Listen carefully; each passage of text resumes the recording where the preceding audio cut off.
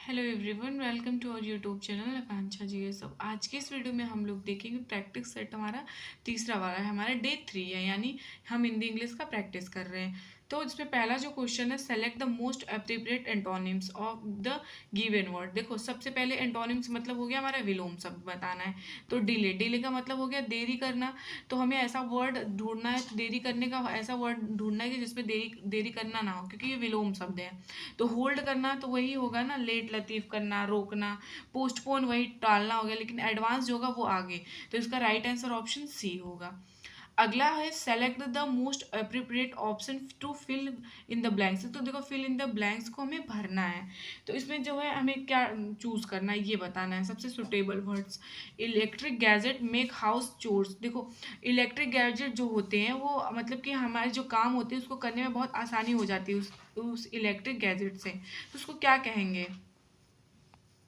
तो ऐसा ही वर्ड हमें ढूंढना है, मतलब कि जैसे कार्यों को मतलब सुविधाजनक कर दे, घरेलू को और आसान बना दे, सुविधाजनक अथवा आसान के लिए। तो ऐसा वर्ड हम लोग ढूंढेंगे जो मतलब घरेलू कार्यों को सुविधाजनक और आसान बना दे। मतलब सुविधाजनक अथवा आसान के लिए हम हैंडी तो चूज नहीं करेंगे, सुटेबल तो करेंगे नहीं, तो हम कन्वीनियंट करेंगे। तो इसका राइट आंसर ऑप्शन बी हुआ। इसका राइट आंसर ऑप्शन बी हुआ। अगला है teachers day is celebrated on. हम लोग टीचर्स डे कब मनाते हैं? तो हम लोग बचपन से टीचर्स डे हमेशा 5 सितंबर को मनाते आ रहे हैं। तो इसका राइट आंसर ऑप्शन ये होगा, नन ऑफ द एबव।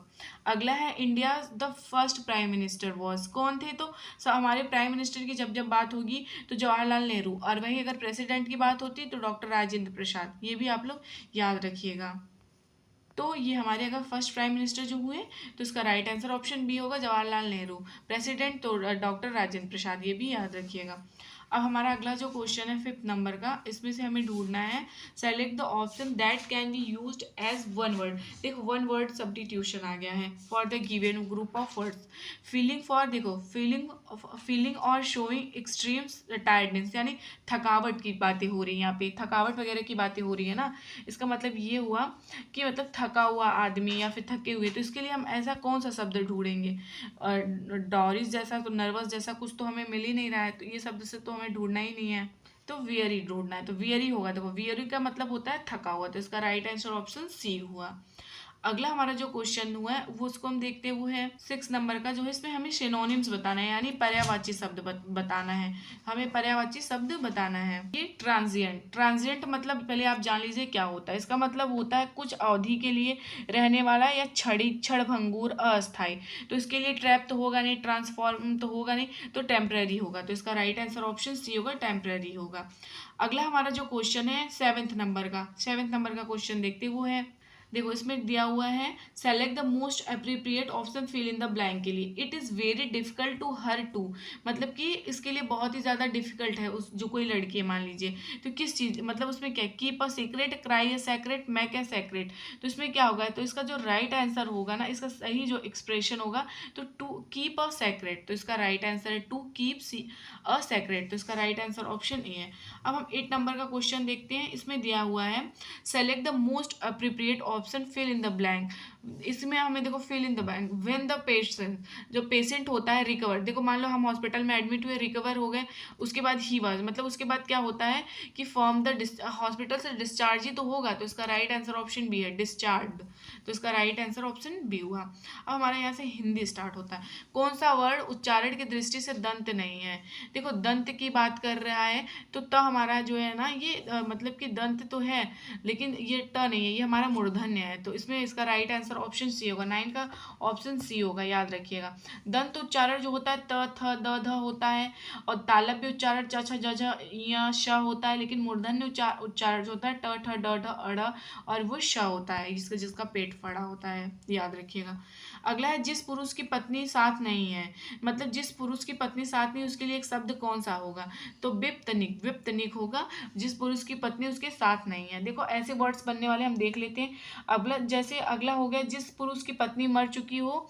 जैसे अब जिसकी पत्नी मर चुकी है उसके लिए विधुर होगा, याद रखिएगा, उसके लिए एक शब्द विधुर होगा। जिस महिला का पति मर चुका हो तो वो विधवा होगा। जो नायक नायिका से विमुक्त होने पर दुखी हो उसके लिए एक शब्द होगा वियोगी, ये वियोगी होगा। लेकिन यहाँ पे मतलब क्या हुआ है, जिस पुरुष की पत्नी मतलब साथ नहीं है तो विप्तनिक होगा, ये भी याद रखिएगा आप लोग जरूर से। और वह स्त्री जिसका पति दूसरा विवाह कर ले उसके लिए एक शब्द है अध्ययूढ़ा, अध्ययूढ़ा है। अगला जो हमारा क्वेश्चन है, पलंग शब्द का तत्सम क्या होगा। पलंग शब्द, देखो पलंग शब्द जो है ना ये फारसी का शब्द है, याद रखिएगा कि फारसी का शब्द होगा। इसका जो मतलब राइट आंसर होगा पर्यक होगा, पर्यंक। तो इसका राइट आंसर ऑप्शन सी है, ऑप्शन सी इसका राइट आंसर होगा। अगला क्वेश्चन हमें दिया है, जिस पंक्ति या जिन पंक्तियों में समानार्थक शब्द या वाक्यांशों की आवृत्ति हो परंतु अर्थ में अंतर हो वहाँ कौन सा अलंकार होता है। तो वो लाटानुप्रास अलंकार होता है। देखो अलंकार वगैरह की मैं अलग से क्लास लाऊंगी, बहुत ही इंपॉर्टेंट। तो लाटानुप्रास अलंकार जो होता है ना, इसमें मतलब जैसे रघुपति राघव, वो तो एक लाइन में हो गया, ठीक है, दूसरे लाइन में भी वही चीज दोहरा दिया, तो वो लाटानुप्रास अलंकार। तो इसका राइट आंसर ऑप्शन सी है। अगला है, त्रिभुवन शब्द में कौन सा समास है। देखो जब भी आपको मतलब कि संख्या जैसा जुड़ा दिखाए तो आप समझ लेना वहाँ पे द्विगु समास होगा। तो इसका राइट आंसर जो होगा वो द्विगु समास होगा। अब इसके मतलब कि और क्या होगा, हो सकते हैं जैसे उदाहरण त्रिफला, त्रिभुज, चौराहा, नवग्रह, तो ये सब द्विगु समास का उदाहरण है। तो इसका राइट आंसर है ऑप्शन सी। अब यही भाव समास क्या होगा ना, इसमें पहले ही उपसर्ग लगा होगा, ये याद रखिएगा। अब यही भाव समास में इसमें पहले ही उपसर्ग लगा होगा, ये अब थोड़ा सा याद रखिएगा। अगला हम चलो देखते हैं, तालव्य महाप्राण अघोष व्यंजन वर्ण का उदाहरण कौन सा है। ये हमारा जो क्वेश्चन है इसमें बताना है। तो छ, हमारा छ जो है ना ये हमारा तालव्य है। अभी हमने बताया था आपको तालव्य कौन सा होता है। तो इसका राइट आंसर ऑप्शन बी है। अगला है, मूर्धन्य महाप्राण अघोष व्यंजन वर्ण का कौन सा उदाहरण है। तो अभी हमने मूर्धन्य को देखा था, ट ठ ड ढ, ये सब मूर्धन्य है। तो इसका राइट आंसर ऑप्शन बी है। अगला क्वेश्चन है, शायद आज आप ज्यादा व्यस्त हैं, इस वाक्य में ज्यादा क्या है। तो ये परिणाम दिखा रहा है, परिणामवाचक विशेषण। तो इसका राइट आंसर ऑप्शन ए है। अगला जो क्वेश्चन है, आलोक, आलोक का विलोम शब्द क्या है। तो आलोक जो है ना उसका विलोम शब्द जो होगा, उसका विलोम शब्द जो होता है वो तिमिर हो। तो इसका राइट आंसर ऑप्शन सी है, तिमिर है, ये भी याद रखिएगा। लोक का विलोम शब्द परलोक होता है, ये भी याद रखिएगा, लोक का परलोक होता है।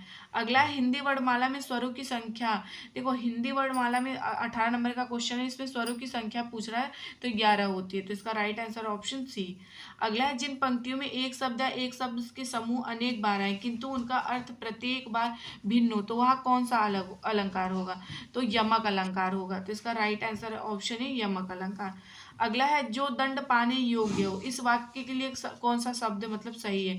मतलब कि जो दंड पाने के लिए योग्य हो, मतलब उनको दंड दिया जा सके या फिर उसके लायक हो, तो कौन सा। तो इसका राइट आंसर ऑप्शन सी हो, दंडनीय। भयानक और अंकिंचन तो ये होगा ही नहीं। अगला है, इनमें से कौन सा शब्द उपमा का पर्यायवाची शब्द नहीं है। उपमा का पर्यायवाची शब्द जो है ये खाद नहीं है। तो इसका राइट आंसर ऑप्शन ए है। अगला हमारा जो क्वेश्चन है, चमड़ी जाए पर दमड़ी ना जाए, इस लोकोक्ति का अर्थ क्या है। तो देखो ये जो 22 नंबर का क्वेश्चन, इसका राइट आंसर होगा बहुत कंजूस होना। इसका राइट आंसर होगा बहुत ही कंजूस होना। अगला है 23 नंबर का, किस शब्द की मतलब वर्तनी शुद्ध है। इसमें हमें वर्तनी जो है 23 नंबर का जो है शुद्ध, इसमें सिर्फ यही तिरस्कार इस तरह लिखा जाता है, मतलब त में छोटी की मात्रा र आधा श कार, तो तिरस्कार हुआ। इसका राइट आंसर ऑप्शन ए है। अगला है, गरुड़ का पर्यायवाची शब्द इनमें से कौन सा है। देखो गरुड़ के पर्यायवाची शब्द की बात कर रहा है, तो कौन सा है, खगेश, खगेश। तो इसका राइट आंसर ऑप्शन ए है।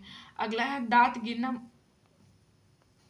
जो दांत गिनना का अर्थ क्या होता है। तो इसका इस मुहावरे का अर्थ होता है उम्र का पता लगाना। जैसे अब देखो दादी वादी हैं घर में, वो लोग बोलती हैं उड़ती चिड़िया का हम लोग पर गिन लेते हैं, इस तरह से। तो इसका भी यही अर्थ होगा, दांत गिनने का, उम्र का पता लगाना। तो इसका राइट आंसर ऑप्शन बी है। फिर यहाँ से हमारे गद्यांश शुरू हो जाते हैं, पठित गद्यांश। तो अगर वीडियोस पसंद आए तो प्लीज़ वीडियो को लाइक करिएगा, कॉमेंट करिएगा और कॉमेंट करके बताइएगा वीडियो कैसा है। Thank you.